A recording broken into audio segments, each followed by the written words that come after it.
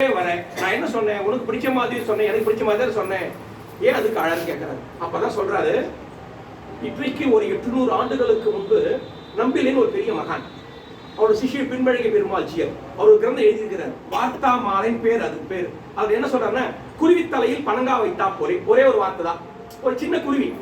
அந்த குருவி தலைமையில பனங்கா வச்சா நல்லா இருக்குமா? அந்த குருவி தாங்குமா முதல்ல?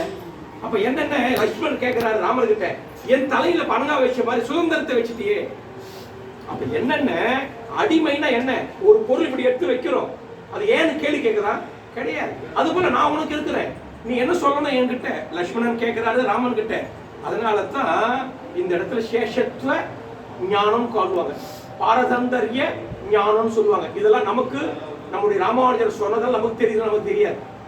பக்கத்துல இருக்கிற லட்சுமணன், ராமர் சொல்றாரு அவர் பன்னகசாலை அமைக்கணும் இல்ல, ஆனா அமைக்கல. ஏன் அமைக்கல? சுதந்திரத்தை வச்சுட்டார். குருவி தலை